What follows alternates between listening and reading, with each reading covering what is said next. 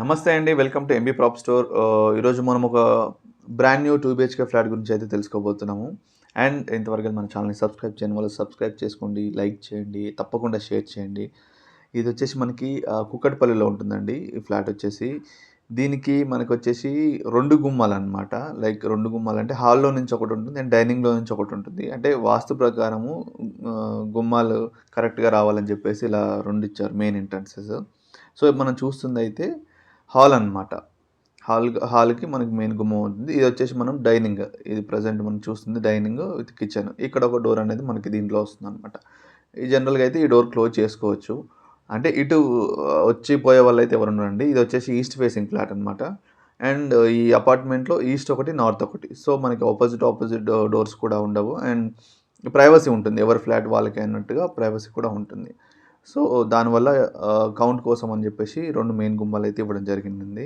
ఇదొచ్చేసి మనకి 1150 ఎస్ఎఫ్టీస్‌లో అయితే కన్‌స్ట్రక్షన్ అయితే జరిగింది. అండ్ ఇది ఓపెన్ కిచెన్ లాగా ప్రొవైడ్ చేశారు. ఇది మొత్తం డైనింగ్ అనమాట. అది ఇదొక బెడ్‌రూము. ఇది కామన్ టాయిలెటు. అదొచ్చేసి హాల్. మనం ప్రెజెంట్ చూస్తుందయితే చిల్డ్రన్స్ బెడ్‌రూమ్ అనమాట. సో, దాని పక్కనే మనకి టాయిలెట్ కూడా వచ్చింది. Common toilet. అండ్ ఇది మొత్తం మనకి జీహెచ్ఎంసీ అప్రూవ్డ్స్ అయితే కన్‌స్ట్రక్షన్ అయితే జరిగిందండి. 450 స్క్వేర్ యార్డ్స్‌లో అయితే G+5 అనమాట. ఇది లొకేషన్ వచ్చేసి కూకట్పల్లి పాపిరెడ్డి నగర్ అంటారండి. లైక్ ఇప్పుడు వడ్డేపల్లి ఎన్‌క్లేవ్ దగ్గర వివేకానంద నగర్ బ్యాక్ సైడ్ వస్తుందనమాట. చిత్తారామ టెంపుల్ ఉంటుంది అక్కడ. సో, ఆ ఏరియాలో. సో, మనకి మెయిన్ రోడ్‌కి కూడా మెట్రో స్టేషన్‌కి కూడా చాలా నియర్ బై ఉంటుంది. అరౌండ్ ఒక 2 కిలోమీటర్స్ అనమాట. ఏ మెట్రో స్టేషన్‌కైనా సరే.